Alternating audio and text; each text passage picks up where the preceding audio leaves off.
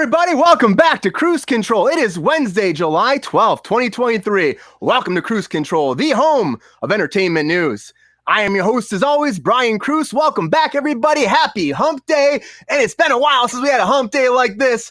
And I've got everybody back here tonight. Well, we're missing some touchy ghost action, but, welcome to Kruse Control. And joining me back, the lovely Miss Sabrina Vittori. Sabrina, welcome back to the program. How you doing tonight? How's your hump day? My hump day was fine. It was fine. Nothing special, nothing terrible, so I'm happy. Nice. I don't know what's happening right now, if they can see me right now, but that was a really weird little thing that just happened right now. But so do you have crazy traffic going to work today or anything, Sabrina, or what? I had more traffic than I have had recently, so that was not exciting. And I also had quite a bit of traffic coming home, but live in LA. What do you expect? Yeah, it's good. And you might have just seen him a second ago, but he's here. The man himself, Sean Sutherland. Sean, welcome back to the program. How you doing? Happy hump day. There he is. I'm back, everybody. Very excited to be here. Miss my buddy Mike, but if it's Wednesday, it's going to be Kruse Control, and here we are. So yeah, happy hump day, y'all. Happy hump day. Yeah, if it's Wednesday, it's Kruse Control time with Sean. We're here rocking it out, having a good time. And I don't know what else besides that, really. I really don't know. How you been? You been good, Sean? I haven't seen you in a few weeks. So everything's good? I've been good. I'm loving the Johnny Mnemonic movements that you're doing. Mnemonic. There you go. Max Headroom-esque. No, it's been a good week. It's like the hottest week that Maryland's had in a long time. It was like 95 today, but hopefully it'll cool down coming into the weekend. So yeah. We just got that heat wave too here. Today it went to like 98 degrees or something like that. So it's insane. It's that time of the year. And, it doesn't matter what time of the year it is, though, Sean. There's always some breaking news. Come on, let's get it. Work program.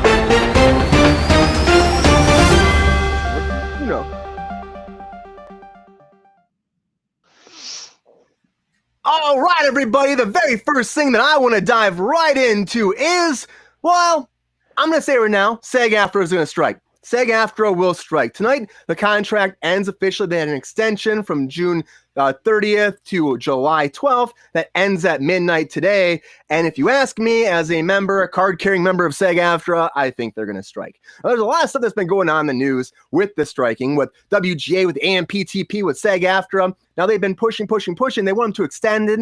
They're like, we should extend further. SAG-AFTRA's like, no, we're not extending past tonight. They're like, well, let's get the federal government in here to help us negotiate, which is also weird. They didn't do that with WGA yet at all, but they're like, with SAG-AFTRA, let's bring in the federal government. I don't know if Joe Biden's going to be there, just be like, let's work a deal. I don't really know. But it's happening today. Apparently, they've been sitting down all day trying to figure something out. And on top of that, apparently the AMPTP strategy, it came out today, it leaked. Their strategy is, we'll just wait them out. We'll wait till they have no money left. They're broke. They get kicked out of their apartments, and then we'll make them settle a measly deal, which, if you ask me, bullshit. Bullshit. That's all I can say. AI is a big issue for SAG-AFTRA. They are saying right now, the studios are saying the same thing that said WJ. Don't worry about it. We got your back. We got you. Trust us. And they don't trust them. Of course they don't trust them. DGA, they gave them a deal right away. Everything they wanted with AI, but writers, actors, go fuck yourself. And also on top of that, there's the money basis. I heard there's like a 9% raise off the top they want, and then they want their yearly raises every for a 3-year contract after that. So it's a lot. I don't know if it's going to happen, but all signs for me point to there's going to be a strike. It's going to happen at midnight tonight, and you're going to see the picket signs. I mean, SAG-AFTRA has already started making the signs. They're looking for captains to go out there and run the picketing. I actually signed up for it myself, so I might be out there helping picket and run these outside the studios. So it's one of those things that's going to happen. It's just going to happen. Honestly, at the end of the day, I can't see it not happening. Right, Sabrina? This strike's happening, don't you think? I'm fairly confident, yes, that there will be a strike, unfortunately. But, if there is a time to do it, now is the time.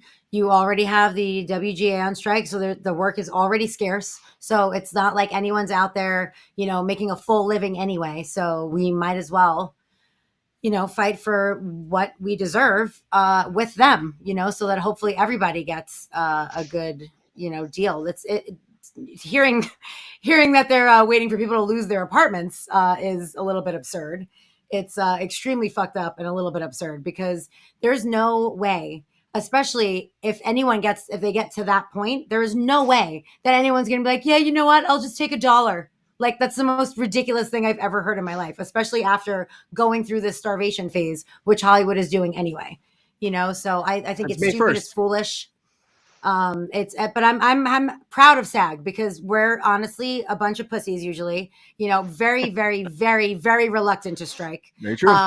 That Gabrielle Cartieres, or whatever her name is, would just go in like with a cracker and be like, cool, whatever you want. That's fine. We got robes for people who are naked. Great. That's amazing. As if that hadn't been happening since the dawn of time. So I'm glad that somebody who has a pair of balls, Fran Drescher, good for you. I didn't vote for you, but now I changed my mind. I just feel like, we're in a good place and we should absolutely do it. We shouldn't settle, and we should support the WGA, and we should make those assholes who are talking about starving people and getting them kicked out of their housing fucking pay. Because they're all going home to their penthouse fucking suites and their freaking lavish houses in Santa Barbara or Montecito or where the fuck ever, because they're all super rich, like Zaslav getting paid freaking $2 million a week, which I'm going to say every show because it's obnoxious.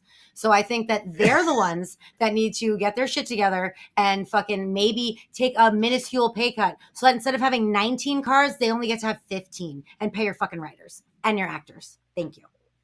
And the last time SAG had a strike was it was 2000, but it was only the commercial actors, wasn't the full guild. I think it was like 1980 was the very last one they had that lasted like 3 months. And then the last time that the WGA and SAG-AFTRA had a strike together was 63 years ago. 63. Yeah, 63 years 1960. No, it was 1960. 63 years ago, yeah. Wow. Yeah, long time ago. This is monumental if it happened. Sean, do you think that the SAG should strike on this? And do you think that it's kind of crazy what the AMPTP said about making people starve it out? Like, that's a lot, right? No, when I read that this morning, I thought I was reading some kind of dystopian fiction. But no, just a reminder, we do live in terrible times. Yes, and people are getting paid exorbitant amounts of money while people still starve every single goddamn day. And I think it's more fuel for the fire for WGA. I think that the SAG should be out there with them. I think a strike is inevitable. It's just, people are seeing, and we're seeing it worldwide, right? Like, the piece of the pie has to be more equitable. It has to be more inclusive. And if we have to take to the streets and demand it, then so be it. So that's what has to happen. I stand with my fellow SAG people, even though I'm not really in that world. But yeah, you got my support. I'll send you pizza. A good buddy of mine out in California has been going out to the WGA strikes every couple weeks, Dan Shepling, and supporting all the efforts there. So, it's very near and dear to me, as a lover of content, both good and bad. I think it's just, now's the time to pay people what they deserve and start cutting into the fat cats a little bit. Yeah. Yeah, it's time. It's time. And that was a picture next to was Fran Drescher out there actually picketing too, and she's a big person. Good for her. For this. Yep, pushing it. They're calling her the it's funny. They're like, the nanny's here, the nanny negotiator. They're calling her out there. So good for the nanny negotiator making that happen. Like Fran Drescher actually being a good president and standing up for the people, and that's a big deal because you're a figurehead, and figureheads should do that. It's just very important. It's a new thing. Absolutely. It's a new thing. It doesn't happen. I mean, with Ken Howard would have been doing that. Gabriella wouldn't be doing that. There's a lot of people that wouldn't do that. But Fran is doing that. And it means a lot. And I guarantee when that clock strikes midnight, we're going to have a strike. And it's going to go, they said, at least 2 months, probably, at least. So we'll see what happens. People out. Who knows how long that's going to take. Yeah. Go a long time. Well, but someone that's not starving out. What's that? What's that, Sean? No. I was going to say, if I learned anything from the 28 Days Later movies, it takes 28 days for someone to starve to death if they're a zombie. So I assume it's also a human. So, hopefully Or it's unless 28 Sean, days longer. Or unless what? Or unless how you're do you get to James this one? Cameron, because it'll take a lot longer than that to starve out James Cameron, because that man's got mad money. But James Cameron also has some Alita Battle Angel coming back. Now, if you watch this movie like I did, I'm shocked there's going to be a sequel to this. But apparently James Cameron did this. He wants to do more. He's written plots for 2 and 3. He actually sold his house in LA to go to Texas because they're doing a lot of production there. And then he's coming back and forth from LA and from Texas working on the Alita movie and also working on, of course, Avatar. And so these are 2 big projects. He's not directing this when it comes out. Robert Rodriguez is going to be directing this, actually. And Rosa Salazar is coming back. She played the titular character in this, the cyborg herself that's found in the garbage pile, and they bring her back to life to make her a battle fighter or whatever. But it's coming back. If you were a fan of this, if you were a fan of James Cameron's work doing this, you're going to get a chance to see at least one more. The producer of it said they got one more, but James Cameron said he's working on multiple versions of this. This thing came out in 2019, made $450 million. And honestly, I don't know if we need this, but James Cameron's looking. Does he need another project like this, James Cameron, though? I mean, like, come on, man. You got Avatar. You need another one that starts on Alita. I don't know. Like, is this even necessary? Sean, did you see the first one? Do you want to see a sequel or 3 of these? I mean, like, it seems like a lot. Maybe you loved it, though. I hate to surprise you. I did not see this movie. I know a lot of people. GR, I know his jaw is dropped. He's been really surprised that one of the multitude of action figures behind me is not Alita the Battle Angel herself. But no, I didn't see this. I don't know who this movie is for. There's a lot of anime inspiration there, so apparently weebs love it. But no, this completely passed me. And again, I think this just like, hey, James Cameron, man, he's got 7 Avatar movies. He'll pump out as many as they'll let him make it, and so he's like, all right, what else can I do? Hey, blue people, let's make robot people now, and we'll do it that way. Or I guess he's a cyborg. Okay, cyborg. I'm always excited to hear what Robert Rodriguez is doing. He's a very exciting, bombastic kind of creator and director. So, give him more work all day. And if it takes James Cameron to do it, so be it. As long as he's not going back to Titanic, I'm fine. Oh, you wait. Titanic 2 is coming. You wait. GR said the first one was so-so. Right, you're right, GR. The first one was so-so.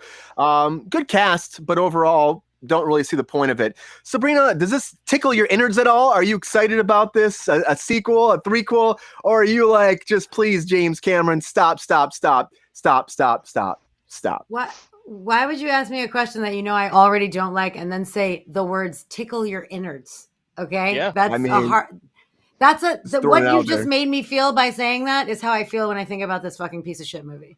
I have zero desire to see. I didn't see the first one, to be fair, but it seems like a steaming hot pile of shit. James Cameron really needs to oh, what a picture, Brian. You are so special. I don't know where you find this shit. I don't want it. I don't like it. I don't need it. As Sean said, I will say this, Robert Rodriguez, big fan. I do like to watch his work. I like to see what he's doing. I am interested. I can't even look at the picture. Eating that chocolate bar. Just gonna look this way. Nom, nom, nom, nom, so yeah, nom. that is interesting to me, but not interesting enough to go and see this movie or to watch this movie. Apparently, James Cameron and the girl, what's her name, who plays the cyborg lady, Rosa something, Brian? Yeah, Rosa Salazar. Yeah, Rosa Salazar and James Cameron apparently are like on a constant email communication schedule with each other about this. Why, I don't know. It's probably the only thing that she has going for her. No offense. I'm sure you're a lovely woman. But I'm pretty sure that she's been like, we need to do this. And eventually he's like, yeah, sure, cool. I guess I've been immersed in blue people for the past 18 months and I need a fucking break. It's so I'll go into cyborg right? land. Yeah. Yeah, exactly. It's an amuse-bouche to a meal of shit that is going to be served to you in front. I don't know. I don't know. Like Sean said, I don't know who it's for and I don't know why. Yeah. GR, by the way, said that he'd send you the action figure, Sean. I don't know if I put that up there, but I'll take it. Give me, GR. Yeah, I'll just give you my personal address. This will be fine. Make it happen, GR. Say it right on the internet. No take backs. No take backs. Put it in the chat. No, not put it in the chat. Put it out there. Phone number too. Make sure you have that area code involved so people can find you, Sean. That's all I'm asking for. Here. That's all right. Move on. Yeah, James Cameron really, like, he's looking for something else. I guess he can't do blue people all the time. But speaking of Avatar, I want to talk about Avatar too, but not the Avatar you're thinking about. I want to talk about Avatar: The Last Airbender. Not James Cameron. No, this is before James Cameron. I'm talking about the Nickelodeon cartoon series that they made a movie off of. It's happened before. M. Night Shyamalan, Lama Ding Dong made it, and it didn't do too well. People went nuts about that. People really gave it a lot of hate. I think it's a great premise, but Netflix picked up the rights to this now, and they're developing a movie series off of this. So it's coming to Netflix, and they're going to have a whole new cast. They're redoing it. And you're like, what is this Avatar? I have no idea. Well, it's really about a world divided, everybody. There's a world divided into 4 nations in this. So you got the Water Tribes, you got the Earth Kingdom, the Fire Nation, and the Air Nomads. Now, each tribe can control their element of the environment. So, Water Tribes controlling water, and so on. Fire have fire, all that shit. Then you have one last airbender left who can control all the elements and be like the main master, ability to bend all 4 elements. And that's what this movie's about. Now, it was huge Nickelodeon. Like I said, M. Night's adaptation didn't do well, but Netflix thinks they can make this happen in 2024. And I'm not really sure it should be happening. Honestly, I like the idea. I think it could be good if done right. And Netflix tends to figure it out a lot of times. But I'm just like, we've tried it. It didn't work. Do we have to keep going back to this Airbender? The only Avatar that's worked are blue people. Come on. But Sean, what do you think? Are you excited about it? It's true. It's true. Sean, what do you think? I saw Sean rolling his eyes. Are you excited about The Last Airbender? It's again not part of my nerddom. However, I do know a lot about it in terms of just how much it's appreciated and loved and has a cult following. Every Comic-Con I go to, there's at least a couple people, artists that are doing pictures of Aang, the Avatar himself, or Korra, or all these other people, and there's so much kind of built up into this world that's been successful. So I can understand the interest in coming back and reliving it and bringing it and trying again, because the audience is there. They're going to probably hate it because it's not exactly what they want it to be. But again, it's still hopefully telling a good story, being faithful to the source material. As long as that really, there's one line to it that is always stuck in my craw. It's everything changed the day the Fire Nation invaded, or something. It's like, what a good opening line. I'm interested. I want to know, right? Again, this is for the people that have a faint interest in it. I don't think the diehards are going to get behind it because they were, mistreated last time. But hey, if Netflix can do a good job with it, go for it. But I think that there's so much kind of wrapped up in the whole Avatar Airbender, The Last Airbender, story that I don't think that this is really going to hurt them, basically. This is just going to get them new audience members, maybe, or new people that want to experience everything else that's already exists. So it's a good story. Yeah, it might be good for Netflix, but I agree with you. It's like, people are kind of fatigued by it. I think that you tried it before, it didn't work. You gave M. Night lots of money to make it, it didn't work out. Sabrina, I know you probably didn't see this, but do you think they should have let this die with M. Night, or do you think that it deserves? I mean, it has a huge fan base, so do you think that deserves another chance on Netflix? No, I don't. I think that there are a million things that you could be doing aside from this. Go find another fucking book. Go find it. I don't understand why we have to see the same thing over and over and over and over and over again. Great point. It's enough is enough. Get a new idea. I realize there's a writer's strike right now, so writers aren't writing, but that doesn't mean you have to remake everything that you fucking see and make announcements about it. Just stop, please. It's ridiculous. Find a new fucking idea. And if there's no new idea that you like that's in a book, which seems to be what everyone wants to do, then find a fucking writer. Once you starve them out and take them out of their apartment and have them write you a real fucking movie that's original and new and different and awesome. Because this is just force feeding us the same shit that we rejected 52 times. If you have a child and you try to give them peaches and they don't like it, why would you keep trying to give the child peaches? They're not going to eat the peaches. I'm not going to watch this bullshit. Okay? So stop. Peaches, please. peaches. Also, GR, I agree with you. It's a do I look like a Gillafuck project? And also BSP, nope. Thank you. I'm with both of you. Yeah, nope. I agree with everybody. I can't believe it. When I said Peaches, I said Brian's going to sing that fucking song in my head. I said it, and he did. Thank you for delivering. It came in my head right away.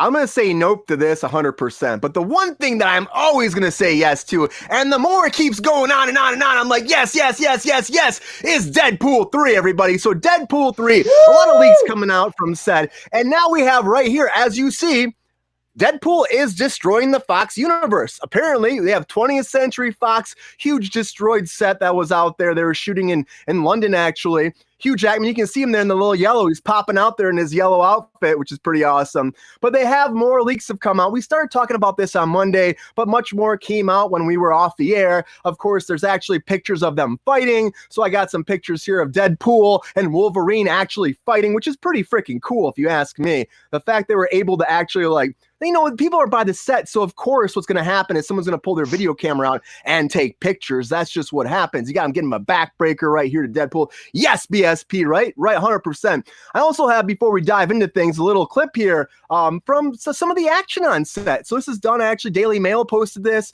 They probably bought it from somebody. Who knows? But you got Hugh Jackman and Wolverine out there, and they're just having a little scene together, apparently. I think he looks great in that yellow costume, by the way, everybody. I think he looks great. Getting his hair checked out right now. This is totally what happens on set, you know, in between takes. And of course, the fans go nuts. Last looks, get him ready. Does the yellow look good? Pat down the yellow, fix the hair, trim the beard, put him back in there. Final touches, put on that Deadpool mask. And there's also some rumors that maybe the Wolverine mask will be CG, and we might not actually get an actual mask on there. I've heard that from multiple sources. We'll see. He might not even wear the mask long. So well in Green Lantern. It's true. It really worked out so well, didn't it? Yeah. But Sean, what do you think? You see a little bit of this. Do you like the yellow uniform? I know we talked about it on Monday. Do you like this?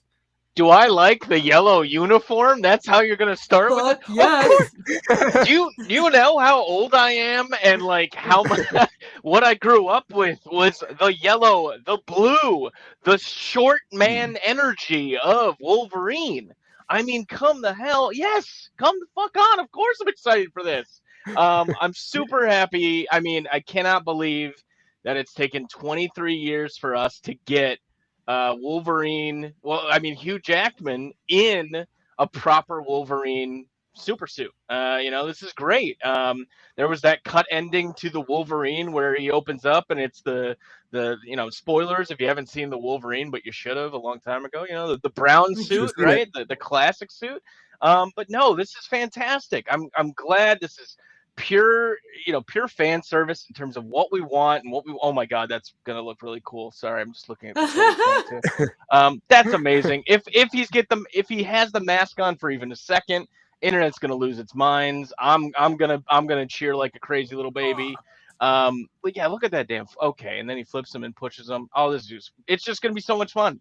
But no, I've been waiting a long time to see this. Hugh Jackman has really made this his character and his Wolverine throughout all the years and all the movies, and poor writing and poor editing and poor graphics, whatever. Like he's had such a great arc with this character, and now to come out and be here in the traditional yellow and blues, I love it. I'm excited for it. So yeah. Yeah. Here's the scene where I guess through the sequence where they blow up a wall. He's like flexing, he's shadow boxing. You tell Hugh Jackman's really into it, rehearsing the fight scene, which is kind of cool to see. He just looks so good in that costume. Honestly, you can tell how dedicated he is too. He is. Oh yeah, he just loves it. I think he loves it, and well, hopefully he loves it. I mean, he's been doing it long enough at this point, and oh come on, I think he loves it. Here's the I'm sure he does. Yeah. Bam! He goes flying through the wall. Oh, look at that. Look at that. That's gonna be great.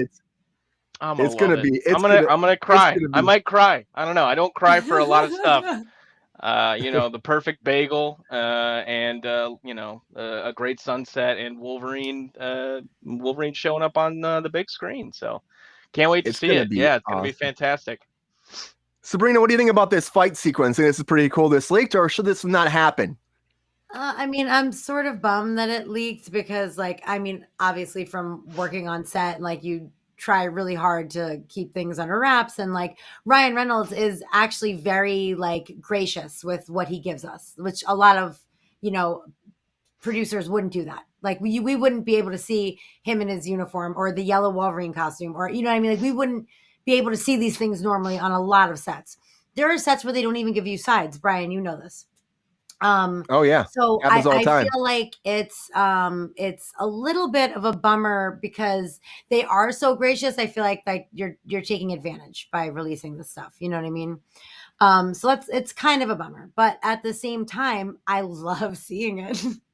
And I love Hugh Jackman as Wolverine. I obviously love Deadpool. Everyone knows my affinity for Ryan Reynolds. But Hugh Jackman is one of the nicest people in Hollywood. I worked on The Prestige with him years ago. Every Friday, he would come to set and give every single person on set lotto tickets, scratch offs. Everything. He'd be like, good morning, scratch off, scratch off. If you came in at lunch, awesome. He didn't forget about you. He gave you a scratch off. Nicest guy on the planet. And when he said he was retiring Wolverine after Logan, I said, well, there's no better way to do it because Logan was so fucking awesome. Like I was like, fine, yeah. I'm satisfied. Yeah. I'm satisfied. I didn't like it, but I was satisfied. But now this, I get him and Ryan Reynolds together with like this cameo crazy situation happening. I am super stoked. I can't. Oh my God, cameos. So much cameo. So much news keeps coming out of this thing. Like, I mean, we're getting apparently Elektra's going to be in it, and Ben Affleck Daredevil, and all this other. Yeah, like this is going to be ridiculous. It's going to be amazing. We're finally going to see what Channing Tatum was going to do with or not Channing Gambit. Tatum. Was it Channing Tatum? Yeah, Channing Tatum. Yeah. Holy shit! Yeah, I forgot it was that long ago. But like, I mean, that's just going to be great. What I'm hoping, honestly, is this footage is actually like just going to be either in the intro or is just major kind of like just a smoke screen to hide what's really going on in the movie. Much like they did in the marketing of Deadpool 2 when they were introducing X-Force and what he was doing. Like, I don't think they'll do it again because they already did it, but it would be funny as hell if this was just like the way they did the title sequence of them kind of shitting all over the Fox, Fox that'd be hilarious. And, just tearing it apart. I would love to see it, but yeah, I mean, what is this one? 2024 something? That can't come soon enough. May 2024. May 2024. Less than a year away. Yeah, it used to be Flash, and now I'm excited for Deadpool. Some other stuff obviously in there. Dune, come on.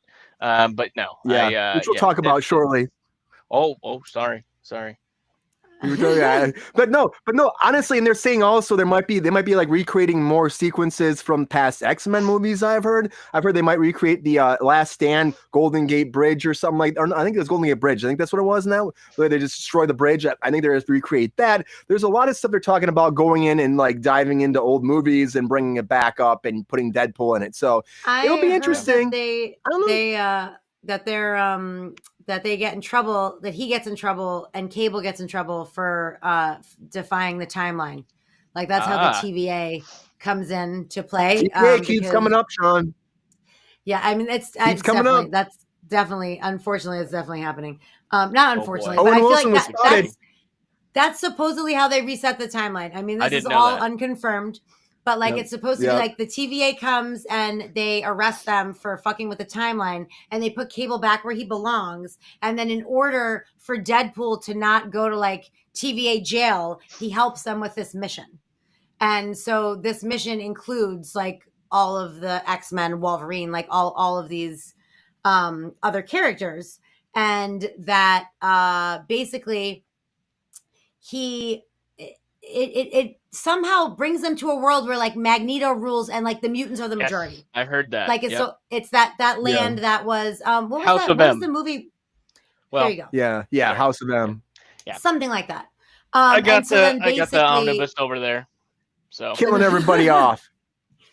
So Deadpool is supposed to enlist all the Fox X-Men heroes in the fight against Magneto, and then like it results in basically resetting the timeline and bringing them into the one Marvel universe. Like that's exciting. That's something to that effect. Is unconfirmed, but that's okay. I read that. Very excited. It sounds super exciting, and especially all the cameos. The fact that he's giving everybody like one last stand as all their characters, because Deadpool never got to be in movies with all these characters. So he's getting like, hey, I had a chance to like have everybody actually interact with me. Like, why not? It's really smart. It's really smart, giving everybody like one last ride up. From what I know about Ryan Reynolds is he's loved, he's appreciated. Like, I mean, you get a call like that, like come on, you know, you're gonna show up. You're gonna want to do that and have some fun with it. So I hope so. It's gonna be a blast. What were you gonna say, Sabrina? Also, I was having this conversation where like I hope that he's as nice in person as like he presents himself to be, because I love him desperately. He seems like he loves his family and he like loves his kids and he's like super funny and he's super nice and he's also like a really great actor. Like he does, and he's a jackass. He is a jackass, but I love that about him. I love that. So like it's like, they say don't never meet your heroes. Like I've worked with people that I'm like, oh wow, I fucking hate you now. You're a raging cunt. So like I just don't want to ever have that awesome. Moment with him. But I like the fact that he got all these people to come and do these like little cameos, and the fact that Hugh Jackman's one of his best friends and he's one of the nicest people on the planet. I'm feeling really good about him as a person, and I think that I've made the right decision in loving him. Okay, just so everybody knows, I think I did a good job. I'm going to say you did. And I think that the studio made the wrong decision by making a Willy Wonka prequel, because I saw the trailer to this and I don't want to see this. I mean, I guess I'd rather see this than see the actual, like, a reboot again of it. Like, we tried the whole Johnny Depp being Willy Wonka. Like, what's the point of doing that again? It didn't work out. It was creepy. That's Boogie. It was really creepy and weird. And Timothée Chalamet, I like this guy, but, like, it just seems like he's Timothée Chalamet in a Willy Wonka costume when I watch trailer. The whole like light bulb thing on top of him, like, I don't think so. I'm like, all right, cool. He didn't seem weird enough. I think Johnny Depp went too weird. Wipe your chin through. Johnny Depp went too weird. I think Timothée Chalamet so far hasn't gone weird enough to me. I mean, the cinematography is great in this trailer. It looked good. I mean, the idea of the premise of like rebuilding the whole actual chocolate factory from the ground up, that's kind of cool. Seeing him develop the candy and then the chocolate paper floating there, that was kind of fun. I mean, I think the characters that work. I think this could be good, but overall, I don't think I really want to see this. I just don't see a point. I think the best part of the whole trailer really was when Hugh Grant actually popped up as an Oompa Loompa. So good. I laughed. That was the first time I laughed. And if you see the picture that I'm gonna pull up, it's like this is your new Oompa Loompa. And then like when he started dancing, can't stop dancing, and then he starts dancing in the trailer. I'm like, all right, cool. Like that's all right. But overall, I don't really want to see this. I don't really see a point to it. I don't really understand why. I get it. They might have had to like, re-up the rights, or they're going to lose the rights to Willy Wonka and the Chocolate Factory, so they made this. But honestly, at least it's not a reboot of what it was before. But still, is there really a point to the story? Sabrina, are you excited about this at all? Do you like Timothée Chalamet being Willy Wonka? I feel like he was Kevin, by the way, Warner Brothers does need to come back. Absolutely 100%. Yes, Kevin. Correct. Yes, Kevin. 100% correct. That being said, I don't know if this is it, I feel like I think Timothée Chalamet is an extremely talented actor. He's really like, I don't think there's much you could throw his way that he can't handle. I feel like he is playing Willy Wonka basically like Gene Wilder did. It's pretty much like he's playing the same character that Gene Wilder did, like straight up, this is me, when I was younger. But the problem with that is, if you're going to make a prequel to something, don't you want to know how the person got to be that way? You can't start off with the person already being that way. Like if you're going to make a prequel to Willy Wonka, I want to see why Gene Wilder. That's Boogie. What? That was my Johnny Depp. Let's Boogie. Oh, that's what he did in the movie. I don't know. I don't even know what you're saying. So back to what I was saying. I'm with you, Brian. I remember it. I didn't even hear it. It sounded like he had a Tourette situation. Like, I don't know what that was. So anyway, I feel like if you're going to do a prequel, you want to see how a person got to be the way that they are, right? So you want to see how a younger person became, you're turning violet, like how he became that person who created the fizzy soda that you had to burp to get down before you hit the fan. Like basically like he basically was a murderer kind of Willy Wonka. He was like, well, you know what? Guess what? If you don't figure shit out, you'll be dead. I mean, if they didn't burp to get down, they would have hit the fan and died, right? It's true. He was murdering bitches. He was murdering bitches.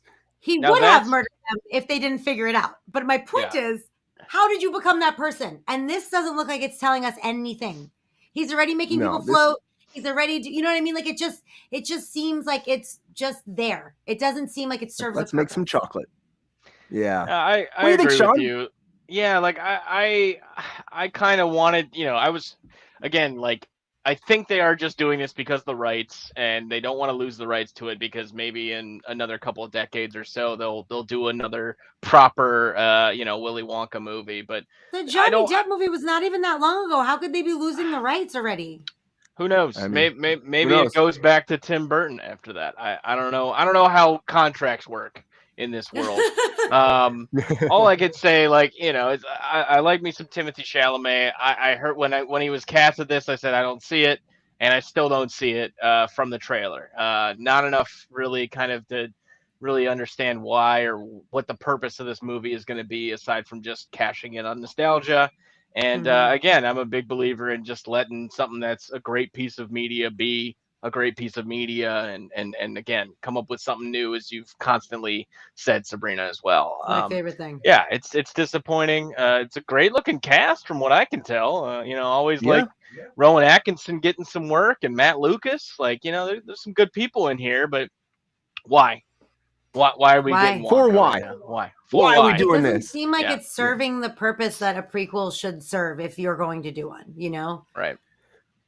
You know what does seem like it's serving the purpose, though, Sabrina, is Dune 2, because the trailer came out, the newest one for Dune 2, and I'm talking about a franchise that's actually doing it right, and I'm talking about Dune because, honestly, if you've seen this trailer, I couldn't keep my eyes off it. It was awesome. I actually, if you're looking at like the first one to the second one, like forget the first one. The first one was cool, it was cinematic, it was visual, it was great, but it was slow like a snail. This looks like it's fast like a rabbit, and I'm all about this battle because you got fighting for centuries, you got the time for the prophecy to come true, you got Timothy Chalamet looking better than Willy Wonka, I would say. I would just say better here than Willy Wonka as the Duke of Arrakis, kicking some ass, and, getting revenge, unlike his father, who didn't really believe in revenge. This is a different kind of character. And of course, it's based off the Dune book. So we have source material that's phenomenal too, which I know Sean read. So we'll get Sean's prospect or his perception on this in a second. Please. I'm chomping at the bit over here. I will tell you, Christopher Walken, I think, was a great choice for the Emperor in this. Like, he gives me like vibes of like Palpatine in a way. Like, he's just so like subtle and slow. It's very unlike Christopher Walken of today and more like Christopher Walken of like Deer Hunter days. Yes, it was so cool to see him. Even Austin Butler with his bald cap. I thought he was phenomenal in this trailer, like kicking some ass, stabbing some bitches, fucking people up. Josh Brolin, Jack Sparrow, Javier Bardem kicking some ass. I think he was great too. More Chalamet, Jack Sparrow. He's great in this. And it comes out November 3rd. And honestly, I can't wait. I think it's going to be a great win for Warner Brothers, because Warner Brothers does need a big win too. Oh, there you go, Kevin. Kevin, we found the win. I think this is right win, there, Kevin. November. I think it's going to be Dune 2. And it looks phenomenal. 4 months, buddy. To the max, in the words of Carter James and Luke Master. So reading the books, Sean, because you read the books, does this seem like it's accurate for that? Do you think that this is the right interpretation you've been dreaming of? Or do you want to go back and watch the 80s one instead? I think that wait, Sean, I don't want to interrupt you. I just want to acknowledge Kevin's comment really quick. So I want to ask him a question. So you don't think that Willy Wonka I could see not really making money, but you don't think Dune Part 2 is going to make money at the box office? I mean, Color Purple, I could kind of see it's like a little musical. Like, musicals kind of do good. I don't know. I'm torn on that. Wonka, I could see, but you don't think Dune's going to make money? Isn't Dune like one of the most anticipated movies? Sean, this is also to you. Kevin, you can answer in the chat. Like, isn't Dune like super anticipated? Like, isn't this like you're a Dune head? Let me know. Like, what's? Let's get Kevin on stage, Brian. Let's get him up here. I know we need Kevin. Phone him in. Kevin, come on up. Kevin. Phone him in. Kevin, call into the show. That's what we need, a call-in line. We need a hotline. I agree with you, Brian. Like, I think the first movie, fantastic job of setting the world, setting the scene, the characters, the conflicts, but it was very faithful to the source material. The first part of Dune, book 1 of Dune, is a very slow lineage discussion and figuring things out, and you're learning about the challenges that the Empire's facing and all that kind of shit. Like, the second part of the book is where shit happens. And like, I'm glad that it's gonna be in this way, and it's done effectively. It looks like we're gonna get, again, some of the main story beats in there. Again, I think Christopher Walken's gonna be a fantastic Emperor.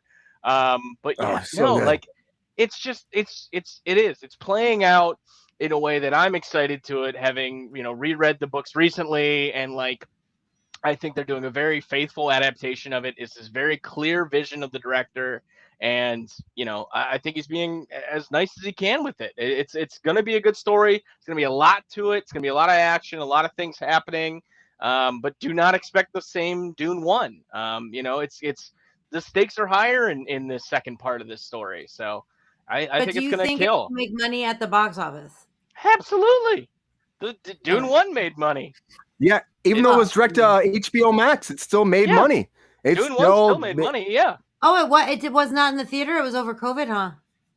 Yeah, it was direct to HBO Max, but did go in theaters too. It went both simultaneous release, and it still made money. It still made money. So if that tells you enough, it's a very much a cinematic movie. Like, it's better to see in theaters than at home, of course.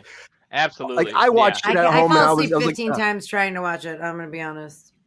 The first one's a little tough because it's very slow, but this one looks like, I mean, if the trailers are in the show, and like as Sean's saying, the action's there, it's gonna be fast paced and like the battle is on, I think. Yeah. Sabrina, what do you think? Are you excited about this at all? I mean, you said you fell asleep during it, but you don't think the second one could be any better? I mean, based off this trailer, the love of this trailer. Is things I'm not as excited about, except for Deadpool. I should call it Sabrina's not excited this episode. Yeah, Brian was like, I made this episode with Sean and Mike in mind. And I'm like, well, I know you didn't make it with me in mind because I hate all of this. You get all the other shows. Come on. No, he makes no shows with me in mind. I'm just there. Like, I have to just swallow it. Like, that's what the one show he made with me in mind, I couldn't do because I had COVID. So fuck him. No, it wasn't even with me in mind, but I'm like, how dare you? These are all things that I would love to talk about. He's like, no, you get to talk about Ahsoka and Dune and the Alita Rosario lady person. I don't care. But however, I did watch the trailer. To be fair, I watched the trailer. It was actually very good. It made me interested. I love Christopher Walken. He's working harder than a prostitute with 2 mattresses, to quote him from Outlaws. If you haven't seen that show, watch that show, The Outlaws. So good. It's so good. The Outlaws. It's on Prime, right? Prime, is it? It's on Prime. Yeah, Prime now. I think it's on Prime. Really good show. Prime. He's on it, and that's one of his lines. It's amazing. Anyway, point being, Dune, I tried to watch 3 times. I won Oscars. I was like, I have to watch this. Oscar Isaac was in it. I love him. I love Zendaya. Timothée Chalamet, again, very good actor. Like, there's a lot of good people, and I was like, okay, I'm going to watch it. And I tried 3 times. I fell asleep 3 times. It just reminded me of Star Wars, which I said before, which I know is not an excuse. But I just couldn't get through it, and so I gave up. But this did actually look wow, that's alarming. Austin Butler stabbing a bitch. Oh my God. Also, when I watched the thing, I had to look really hard to be like, that is Austin Butler. But Bautista, excuse me, is in it. I really love him. Like, it has all of the makings of things Great that cast. I would like, but it just was a really rough time for me to get through the first one. I will try again, and I will watch this if I can get through the first one. I think this one's going to make money for WB. I think it will. I think it'll do really well. Kevin, where is your answer? Come on, Kevin. The phone's not ringing, Kevin. What the hell? Has to say. Phone's not ringing, on Kevin. The screen. Come on, Kevin. We're waiting for it. But I'm going to start giving out honestly, sorry. I mean, like the scenery, the way it looks, the cinematography, the acting, everybody involved. Like, I think this is going to be an epic journey that we're just going to want to see. I think, at least. It's got a great cast, great visuals, and I think at the end of the day, it's gonna do well. And maybe it won't. Maybe we are wrong. Everyone has their opinions on stuff and how they feel about it. But we're feeling pretty strong about this here at Kruse Control Central. But that's all I'm saying.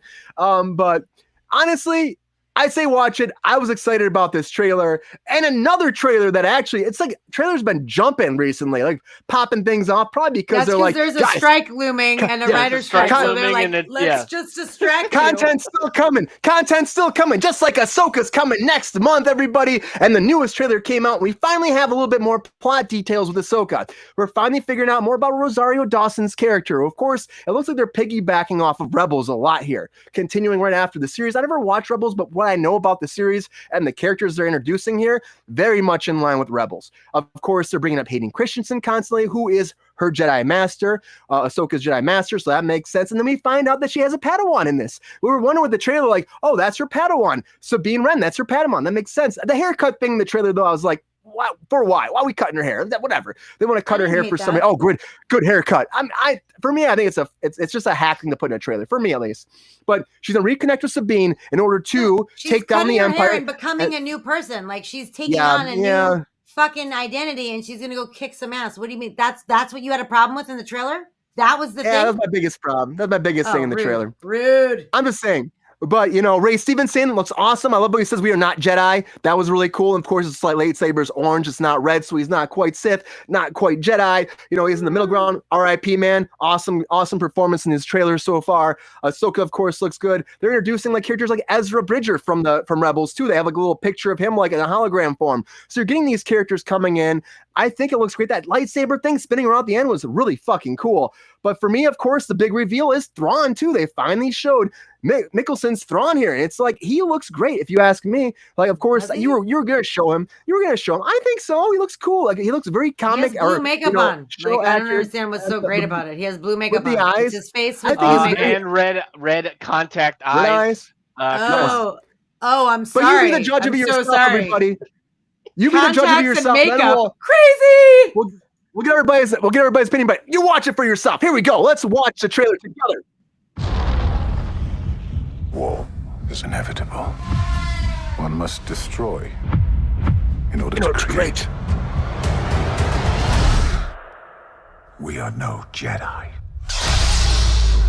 Murderer. Just straight up murder. All back and forth. Straight up murdering bitches. Of Thrawn's return. No, I agree with you. To the Empire. Ryan, I really feel like this just feels like a continuation of Rebels. 100%.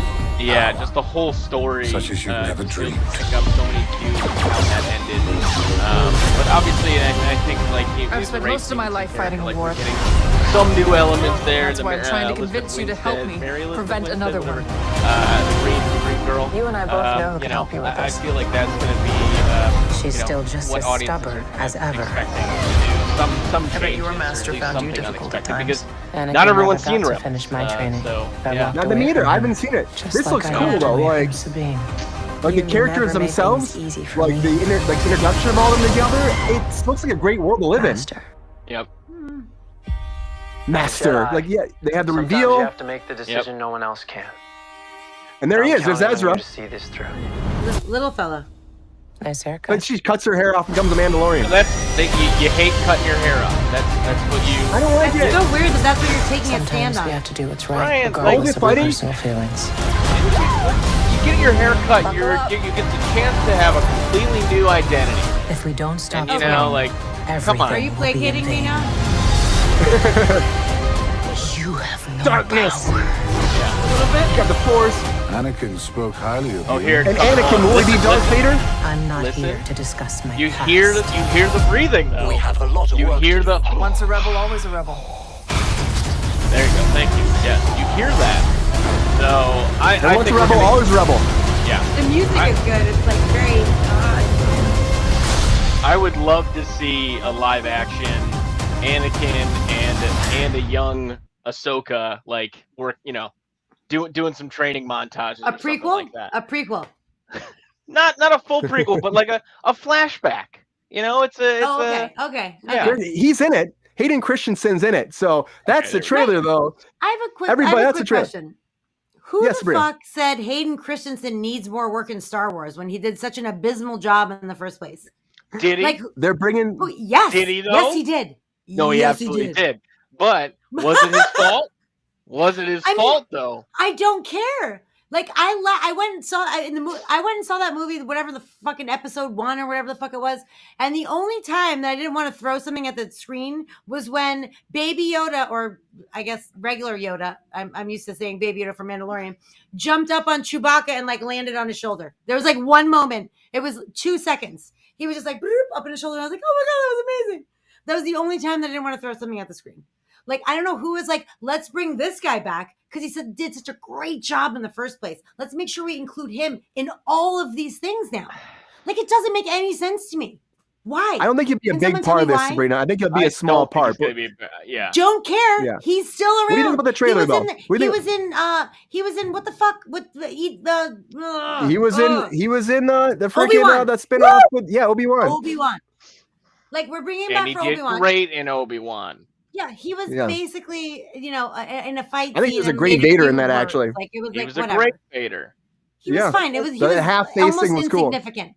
But like, do we need to like do this like now all the time? Like, because I mean, what has he even done since then? That like ruined his career. What do you think about Ahsoka though? Do you think this is good though? Sabrina, the trailer really? though, You're I think it gonna looks cut good. me off and ask me what I think about fucking Ahsoka? I think it looks like shit. We gotta stay honestly. on topic, guys. We gotta stay on topic. We're already This going is on over topic. here a little bit. Hayden Christensen is on topic. To be fair, okay, just saying he's on topic. You brought it up. I didn't. So okay, fine. Put that bitch aside. It's honestly, it does not look impressive to me. The part I liked most is what Brian hates most is that she cut her hair. She was like, that's her favorite part of the trailer is the haircut. Well, yeah, because she's like, you walked out on me. She walked out on her, right? Like she was her Padawan. Rosario Dawson bounced to go live in a forest fucking somewhere. And so the Padawan's like, oh, you're back and you want me to do some shit for you? I'm gonna have to go through a change. And she was like, all right, I'm ready. I'm forgiving you. I'm gonna do this thing. And they say that your hair holds energy, and that remember when Lenny Kravitz cut all of his long dreadlocks off, or maybe it was Lisa Bonet. It was one of them. They were married. When they split, one of them cut all of their hair off, and like it was like releasing all of the energy from the past, and then to become a new person. Like that's a thing. I've had long hair my whole life, so I don't know. I don't have the balls to cut my hair off, but like, I feel like that is something that you do to like yourself. Like you are like, I'm making this choice. I'm going to move forward differently. And that is something that you can do for yourself. And I know that you both think I'm nuts, but I honestly do believe that there's an energy thing that has to do with that. And especially if it's something like your therapist leaving you, or your mother leaving you, or your best friend leaving you, or your teacher leaving you. Or your master. Well, I mean, I'm trying to relate to something in real life because people don't have a master. People don't have a master, right? Do you have a master? Like, right? Like I'm saying, if that happens to you, like you have to find a way to cope with that. Like, especially if they come back into your life. So she left her fucking with her dick in her hand. Now she shows up and she's like, I need you to fight because there's some Jedi shit happening. And she's like, okay, cool. So the way that she reconciled with that was chopping her hair off and, moving to the next phase of her life. And I totally, fully support that. The stunts looked ish for me, honestly, for Star Wars, especially. Like the big thing was her jumping out of the window with her saber. I'm like, that looks like an old man, like walking out of a window. Like, I don't understand why it just, none of it looked super impressive. Honestly, I'm sorry to say that. But that's how I feel. And also like, this is not, to be fair, my world of Star Wars. Like, I am not familiar with the cartoon, the Clone Wars, or wherever it came from. I'm not familiar with that. I'm only familiar with her character from The Mandalorian and Boba Fett, that little bit of that. And I'm generally not a huge fan of Rosario Dawson, generally speaking. I feel like she's kind of just there, like a mediocre actress, unfortunately. But I recently, honestly... Yeah, I know you love her. I just don't. I mean, love is a big word. Well, you like her. Every time I talk shit about her, you're like, oh, she was in the young Rock, and I was like, oh, this fucking bitch, and you were like, oh, she's no Brie Larson. I get it. Oh my God, no, she's Meryl Streep in comparison to Brie Larson, for fuck's sake. But my point is, recently I like her a lot more. I think I was like maybe coming from a place of jealousy when I was younger because she's kind of my age, and like. I just was pissed she was getting roles. Like, honestly, that's probably where my like disdain for her came from, like years ago. And I think as an adult, I realized that that's stupid and that I shouldn't, and it's made her. I don't feel like there's any, maybe Scarlett Johansson I also don't like, but I don't think she's talented. But like people who are like in my realm that I'm like, why are you doing things and I'm not? Like I think it came from a place of jealousy. So she's growing on me more, but this trailer did not help, to be perfectly honest. The stunt people didn't look like they were doing a fantastic job. It just seemed like, I'm not jazzed, which is weird for me because I've slightly become like obsessed with Star Wars, which is really weird for me to say out loud since Mandalorian has come about and Baby Yoda came into my life. The first way down the road. You gotta admit it and then keep going. This is the way, Sabrina. I'm doing it. Is the way, unfortunately, but I don't know. I'm not excited about this. I'll watch it, but I'm not excited about it. I think what this calls for is a haircut. Really, I feel like we gotta get. Brian got one today. I got a haircut today. No. See, Sabrina, join the haircut club. I got one on Tuesday. So I got one yesterday. Look at that. So perfect timing. You do look very, very edged up there, Sean. Well, it'll even out later. Listen, Brian, you were going to ask me a question, which I assume was going to be what do I think of the trailer? Is that correct? So I'm just going to answer it. You're muted. You're muted. Go ahead, Sean. Answer. But I'm going to go ahead and assume that you did and lip read a little bit. Mm-hmm. Yes, of course I'm excited about this. We're getting more lightsaber duels. Pause. You were excited about the Flash too. Continue. I was excited for the Flash because of what it represented. Did it hit all the marks? Absolutely not. Is there going to be an issue with this show? Sure. I mean, that's just part of what we have. Like modern consumption of media, there's always going to be something to pick apart. We spent way too much time talking in this segment about haircuts, but here we are. Like, I think there's going to be enough action in here, and I think that there's going to be plenty to go off of, and something for everybody. You're getting, again, Siths. You're getting more look into what has happened, the fall of the Empire, and what's going on, and Anakin Skywalker's turn to the dark side and all that shit. It's going to be great. I think it's just maybe too early to tell. This trailer did enough for me to get me excited. And, I think we're going to, just have to wait and see. We only have a month to go. But, I think Rosario Dawson is going to do a fantastic job with it.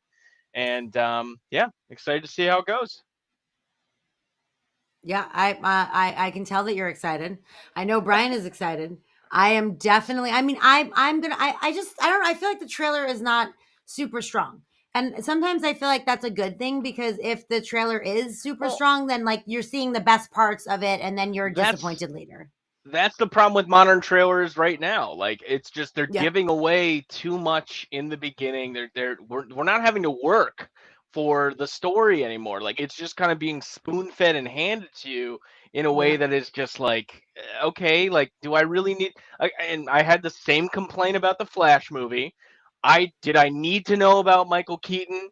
Did I need to know that he was going to be such a big part of the movie? Absolutely not. Did I need to have those two lines in the trailer ruined? No, I didn't. And they shot it as if you didn't know. That was the shitty part. Like, I'm like, stop trying to trick me, because you gave it all away. Yeah. Yeah. That was the problem. I think it was supposed to be a surprise. Pan into Michael Keaton going, yep. You want it? Yeah. We're going to do this? And he's like, but he's got the long, when he first showed up, he had the long hair, and he was like rifling through a cabinet like a homeless person. Like, we don't know that it's him. Come on, man. It's absolutely going to be Michael Keaton. Well, but anyway. I just hope Kevin, by the way, I do Disney... agree that I agree it will be a big hit for Disney Plus. I'm sorry. And then also, I think so too.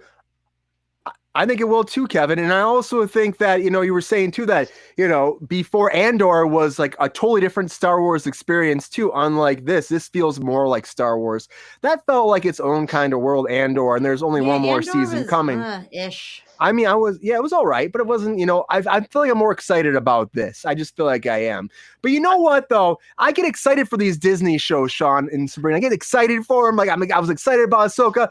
Something else I was excited about was Secret Invasion. But after watching 4 episodes, I'm just kind of like, what's the point of this? Like, what? I mean, it's a slow burn. That's what they're calling it. It's a slow burn, even though it's the lowest rated Disney Plus show right now from Marvel. Lowest rated, coming in at a like 67%. Before it was She-Hulk at 80% at Rotten Tomatoes. So it's like, that's a big difference. And then all the trades are calling it slow burn, slow pace, lackluster, not the dark spy thriller I've been sold. And it's true. Like, it just. Like, the first episode, like the first 5 minutes was the best part of it. And then after that, I'm like, no, it's like a snooze fest. Even I love me some Samuel L. Jackson, but I'm just like, he doesn't even seem like the character that I'm supposed to be getting here. I'm like, doesn't feel like the right character for me. It all feels off. And everyone's a fucking Skrull. Like, are we trying to rewrite the whole Marvel history now? Like, I don't get it. Why? Everyone's a Martin Freeman's a Skrull. Amelia Clark, which we knew she was going to be a Skrull, but whatever. Like, it's like, it's like, I'm guessing Sam Jackson to be a Scroll. Rhodey's a Skrull, apparently. Everyone's a fucking Skrull. And I'm like, okay, cool, but what's the point at the end of the day? And Kingsley Ben-Adir, I'm like not sold on him either. I'm like, he's supposed to be this big villain that I'm supposed to like feel is threatening, and I'm just like, he feels like a little pansy bitch to me. I don't know. I'm just like, I'm not sold on it, Sean. I'm like, and I don't want to say like it's horrible because there is some good stuff. There is some good acting, but overall, I'm like, I'm disappointed. And the fourth episode was the best episode, but it was like, it took me 4 episodes to get to something good. Like, that's not right. 6 episodes. Yeah, it was too little, too late, honestly. And I completely agree with you. This feels like, and this isn't the Fury we know, and it's kind of being discussed and kind of like shown like, oh, well, he's so disillusioned, and with what happened with Thanos, like he was so powerless, and then he went away, but like, even when he went away, like he was still in control of himself and still like, still that master puppet. Like he wasn't like disillusioned and down and like dour about the whole thing. And I agree with you. Like the villain has not really been given a chance to shine, honestly. Like I understand. Kingsley's just there. He's just there, right? Now he's got superpowers. Good for him. That's fantastic. Like, woo, Super Skrull. Yeah, but like, show me why and how, and like what this like means to him to be like in charge of this and taking control of the homeworld. We don't get to see any of that. We get to see a mopey Sam Jackson. We get to see a dick, Rhodey. Like, what are we doing, man? And there's only 2 more episodes left. And I just don't know where it's going. It is definitely not the spy thriller that we were sold. This is just a case of great trailer, great premise, and the execution just hasn't been there for me. And when we're having Samuel L. Jackson attached to it too, you would think that it would be great. And Colby Smulders, like, she's been the luckiest person ever, I would say, actor in Hollywood to have that role be popping in everywhere. And then they pop her and they kill her in the first episode. It's like, bam, gone. I was shocked about that. Emilia Clarke, I thought they were going to kill her off too, but all of a sudden she's a Super Skrull too. So everybody's going to be Super Skrulls now. It's all a big setup for Sabrina's favorite movie, her most anticipated movie coming in November, The Marvels. That's what this is all a big setup for. So Sabrina, are you super excited that this is setting up The Marvels? Or are you being like, come on, Sam Jackson, you should have told them to write some better scripts and actually maybe follow the comic books? That's maybe like something you could have done. Maybe, I don't know. What do you think about this though, Sabrina? Are you excited about this show at all? You're putting a lot of words in my mouth, which I don't appreciate. No, I mean, I was excited for it, and then I started watching it. I fell asleep 3 times during the first episode.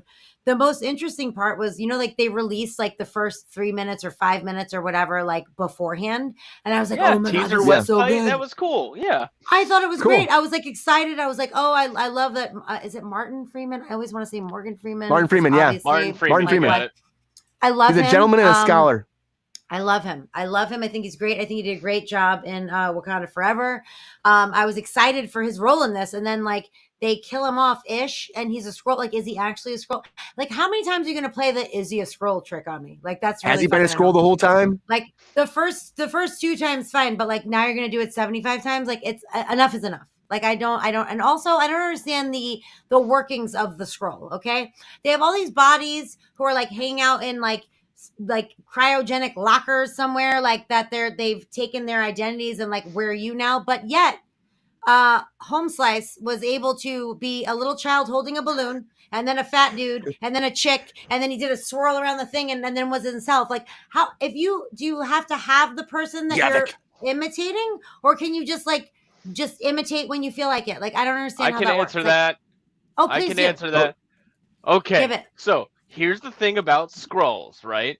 Skrulls can do and sounds take very condescending. I'd like you to wipe that tone off your voice. Get in there, Sean. Skrulls can take any form that they wish. What they're doing and what they've established in this show is the fact that they have them in stasis is that they get the information from them. So if you think of like a shapeshifter, you're just turning into somebody that looks like them. You don't know any of the backstory. All of their brain. But this show has posited that they're taking it a step further, and in order to do much more, and it was probably Sam Jackson's, the allusion to like him using the Skrulls as secret agents for a while. That like They might have developed this kind of technology, like extract somebody, get someone, mind meld them, and then they're out there, right? We've seen a lot of actually, yeah, the Squidward guy from the Thanos pantheon, the guy that gets called Squidward. Oh, he was doing the same thing to Doctor Strange, right? So like obviously again, it's more of those little like kind of like they're adapting technology from what they are able to use, and there you go. That's my 2 cents on why they can do that and why they do that. Kevin, I would say it's better than Miss Marvel. For sure. Maybe She-Hulk. I like Moon Knight though. I thought Moon Knight's better than this. Everyone hates Moon Knight. Everyone hates it. Yeah, I like everyone does. I like sequels coming, and I can't wait for it. It was pointless, but you know, I really liked watching Oscar Isaac play. Ain't nothing wrong with that. Yeah. And Ethan Hawke, like the acting was really good, even if the story was weird. I enjoyed that. They got a lot of hit and miss, a lot of misses, I would say, in general, with all their Disney Plus stuff, Marvel. Like, I get the idea of that's easy, like, platform to establish stuff and create characters and show their world. Yeah, but like at the end of the day, still tell us some great stories, you know? And I feel like they've failed. I don't feel like anyone is looking forward to this Miss Marvel 2 situation that's happening, and like not as much as you are, Sabrina. The more nonsense that like goes on, the more that they push it and fix it. No, Brie Larson's not happy, and all of the things. Like I just don't understand. Like she's not happy. They have to redo things, so she's not happy. Angry resting face all the time. Lunatic. That I have angry resting face. She's just not a nice person. But my point is that like we have a whole series that I thought was going to be like centered on Samuel L. Jackson. And I was like looking forward to like amazing cameos, you know, like especially like Don Cheadle. He's what? Like, are you fucking serious? He's an like, asshole. It's so stupid. Like it just seems like it's lazy writing. It's just like thrown together. It had the potential to be so fucking good. But I just feel like it's lazy. I feel like even the actors are phoning in the fucking performance, minus Olivia Colman, by the way, who is killing it.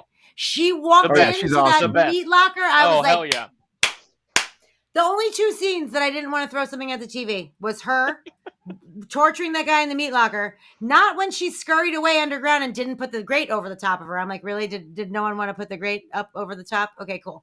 And then when she was on the phone call with him, she was on a phone call, and it was more riveting to me than anything else in that entire episode. She was amazing. She is amazing. And she is like the saving grace of this, honestly. Like Khaleesi can go fuck herself. She went to the Do Less School of Acting for this. Like she literally is doing absolutely nothing. I mean, and even like Brian said, like I love Samuel L. Jackson in everything. He's just like basically like, I woke up. I'm not really feeling so great. I'm just going to read my lines. Like it's not him. And even when he's going back and forth with Talos, like I don't understand how like there's not Ben Mendelsohn's great. Ben Mendelsohn's fantastic. Yeah, they're both great. No haircut. Saying, no like, haircuts in the show though. Yeah. No, none whatsoever. No haircut. Yeah, Kobe's mother's got a haircut before she got murdered. She had hashtag canceled. Yeah. No haircut. Hashtag canceled. Done. I just feel like it just falls short on every level for me. And also, like Brian said, Kingsley Benadir is like he was in the second season of what's it called? OA. That was like I think it was a Netflix show or something that we watched. It was the original actually, Angel. I enjoyed it, and I enjoyed his performance. I really liked him, and I have not seen him in something since. So I was actually very excited for this. But I feel like he is so non-threatening. Like he does do a good smug, like fuck you look on your face. Yeah, we all know. Remember the little box did it for them, and then they could time travel because they had the box. Anyway. I called it the OA. Is it really just the OA? The OA, the original I've been calling it the OA. 2 words. OA, original angel. Yep. Right. The OA. Learned something new today. Thank you, Kruse Control. You're welcome. Yeah, we try to learn, try to teach, try to learn, try to grow, try to be good. Continue, Spring. I'm just not thrilled. The 4th episode had like something happen, which is good. So yay, but like there's 2 episodes left. Like I don't know what you could possibly do in these 2 episodes that's gonna like I don't know. I just feel like it's a misstep. And if you're setting that lovely human being, Brie Larson, and her 2 co-stars who unfortunately had to deal with her for that entire film process. You're sorely mistaken that anyone needs it. Okay. And you know what? They're probably Other not thing, happy. one last note. A Nick Fury centered series would have been great 3 fucking years ago. Seems a little late. It seems a little fucking late. And you're trying to sell me some like, oh, I'm so don't know what to do kind of guy. Well, didn't he save the day in Spider-Man? Like, didn't he roll in with a ship? And that wasn't him. That was a scroll. That was a scroll. That wasn't him. Yeah, that was Talos. That was Talos. Yep, he was in space at that time. Yeah. Really? Yeah. Yep. So well, is he a scroll here? Everybody's a scroll. You're a scroll. She's a scroll. Everyone's a scroll. I don't like everybody the scroll had thing. some It scrolls. fucks with your head. I don't like it. Yeah, too many scrolls. Too many scrolls. But you know what? That's Marvel. That's Disney doing their thing. Wait, talk about the other side too. I want to talk about some DC news. And that leads me to our featured story of the night. Let's get it. Come on. My stuff needs to work now.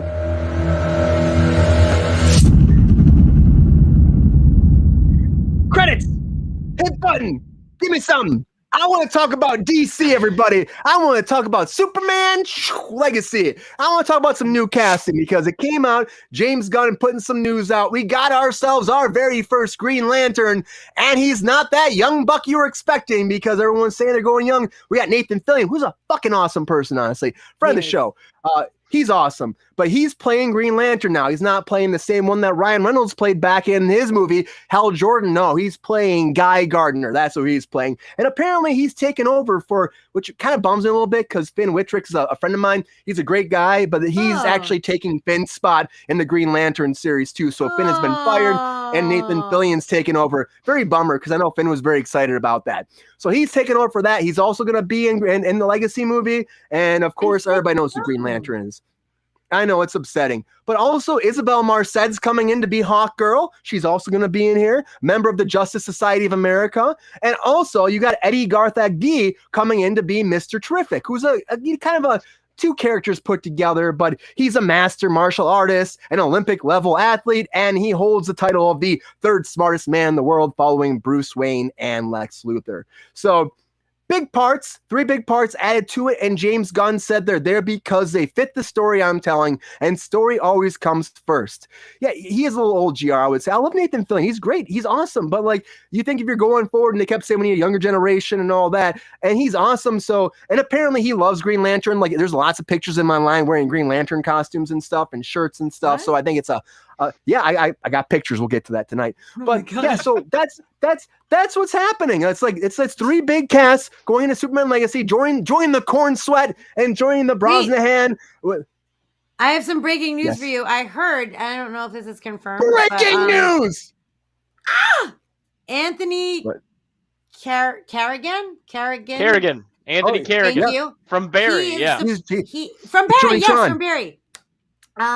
He is supposedly playing the DC hero Metamorpho. Oh, I love Metamorpho, also known the Element Man, basically. But basically, yes, he is Rex Mason, I should say, undergoes a procedure, and basically, yes, he can change his body into any element combination that he wants. Fantastic character in the comic books. Very excited. And I can't wait to tear GR apart with my Nathan Fillion stuff. So, yeah, go ahead. Nice. Me too, but he's still too old, GR says. Okay, we're going to make you wait, Sean. We're going to go Sabrina first on this. Sabrina, that's fine. What do you think? What do you think about this casting? Do you think they all work? Does it make sense for you? Or do you think James Gunn is wrong? Which I would never say. I would never say that, James. Yeah, no, I honestly, I don't know. I love and respect James Gunn. He's given me some amazing films. Even the films that shouldn't have been good were. So I don't doubt him at all. I kind of wish we could have had Myrn in there as Mr. Terrific. I think he would have been great. So I'm a little, I don't know. I'm a little bit bummed about that. But honestly, I feel like he makes very good choices. I trust in his vision. I said, early on that I didn't think that Rachel Brosnahan would be a good Lois Lane. I hope she proves me wrong. I love Mrs. Maisel. I mean, minus the last season and a half. And I just think a lot of people said that too. Yeah, this season was like sort of good sometimes. The last season was a complete wash for me. But she's a very talented actress, and she is, very, very, very, very good in that role. I hope she's as good in playing Lois Lane. That wasn't her fault. That was writing's fault. But I trust him. I think that the decisions that he makes is sound. It is weird for me with the whole younger Vision to have Nathan Fillion as the Green Lantern, but there must be a reason for that. And I don't know. I'm not as studied on the comic books as you are, Sean. Is Green Lantern like generally like an older person? Like, is that a thing or no? No, not at all. Actually, Green Okay. Lantern ranges a pretty wide age gap. Actually, Guy Gardner, the story goes essentially, was originally supposed to be Green Lantern, but Hal Jordan ended up being closer to the Crash. So the Ring found him instead of going further to find Guy Gardner. So there was a whole story about why Guy Gardner was supposed to be like the lost Green Lantern basically, but he's really come into his own. He's a jerk. He went to U of M, so he's quite the jerk. But no, I'm excited for this. I think James Gunn actually even kind of joked like, giving Nathan Fillion a bowl cut was probably why I casted him as Guy Gardner. Guy Gardner famously has a bowl cut haircut. Looks like a weirdo. Runs a bar in the comics. Lost his powers for a while and then became his own weapon. But honestly, like, if story comes first, we don't know the full story yet. Right. And it is interesting to hear a casting for a Green Lantern when we do know that James Gunn is planning a Green Lantern Corps TV show that he's kind of touted as a true detective, intergalactic space cop kind of story, which if that the case is, and he also confirmed that these actors are playing these heroes across the entire DC cinematic universe, right? So while it's great that we're getting new characters that we've never seen before, like a Hawk Girl, like a Mr. Terrific and Metamorpho, like I think it is still, again, like most stuff right now, we have to trust the plan. We don't know the full story yet, and somewhere in the middle, James Gunn is putting it all to bed, or figuring it out still, which is still fine with me. Again, these are stories, these are characters that I care about, that I know, many people like me care about. And it's just exciting to see the news right now. And yeah, I'm a big Nathan Fillion guy, and just excited to see his take on Guy Gardner. So, it's going to be interesting because love the actor, hate the character because he's an asshole. But hey, it's exciting to see. And I don't know how these three characters, I was trying to figure it out, right? Like, or four characters now with Anthony Carrigan, the news about Metamorpho, how these really fit into a Superman story. Right? Hard to say. I don't know yet. There's got to be a Justice League already established somehow, something like that. That's possible. Maybe there is, or a Justice Society of America. Maybe they have that going on. There might be something because she is JSA. And Mr. Terrific, isn't Mr. Terrific a Justice Society also? He is, yeah. Yeah.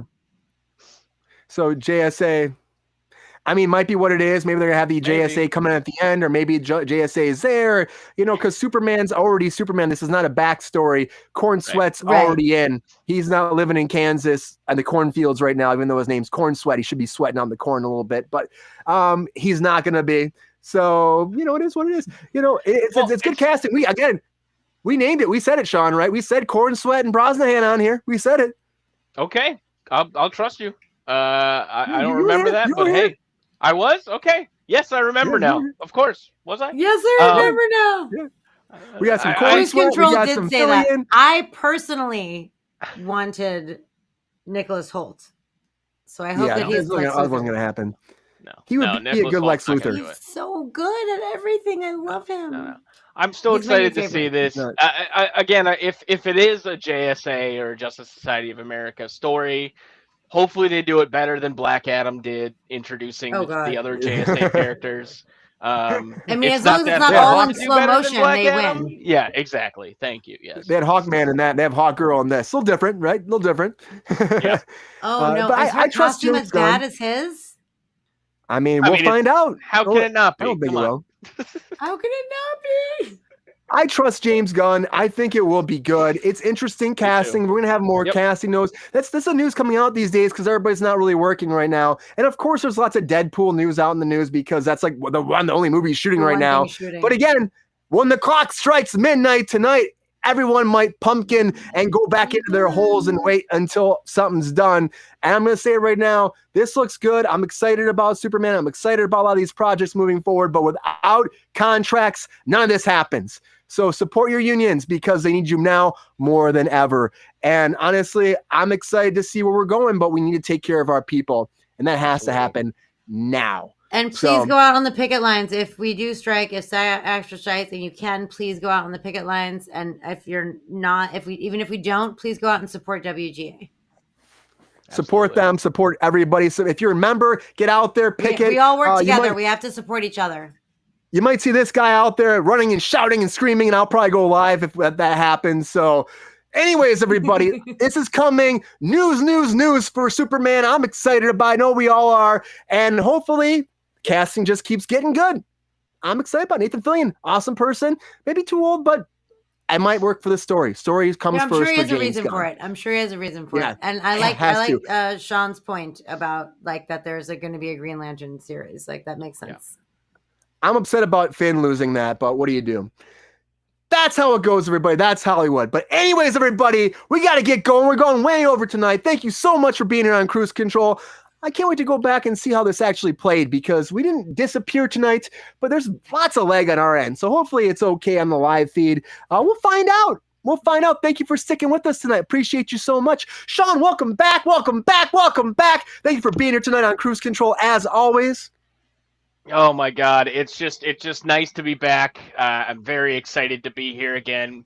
Again, Mike, wherever you're at, Mike Doc, please call us. Let us know you're safe, and we'll see you next week, I guess. But thank you, Brian and Sabrina. This is a blast as always. He's floating in the quantum realm right now. There's little legs kicking somewhere. I don't know where. We'll find out. Sabrina, like thank you so much for being here. As always, a little like a Bjorn. Thanks, BSP. Thanks for joining us again on Kruse Control. Appreciate you as always. We'll see you again next week. We're going to be off Friday. We're just traveling. It's my parents' 50th anniversary, so I will not be doing a show. We'll be back on Monday for our regular scheduled programming. Sabrina, thank you so much for being here as always. Have a great night. Enjoy the rest of your week. Thank you for being here on Kruse Control. Being a lovely co-host. Thank you for having me. As always. Bye, everyone. Bye, BSP. Bye, GR. Bye, Kevin. Thank you, guys. Thank you all, Kevin, for joining us for the very first time. Come back!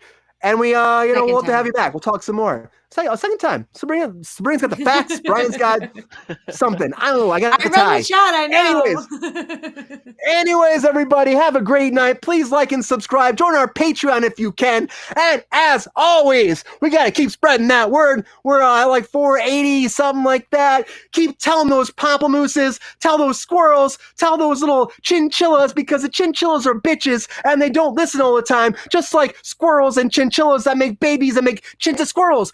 They don't listen either. And the raccoons, tell everybody, tell your friends, your family, your uncles, your aunts, your cousins, your nephews, your brothers, your sisters, your uncles again, because your uncles are drunk sometimes and they forget. Tell them multiple times. Subscribe to Kruse Control. Tell the chinchillas, the squirrels, the pamplemooses, the fucking raccoons, the kangaroos. We fucking love you, kangaroos. The fucking babies in the strollers that are so fucking nice and beautiful and lovely, but assholes because they scream.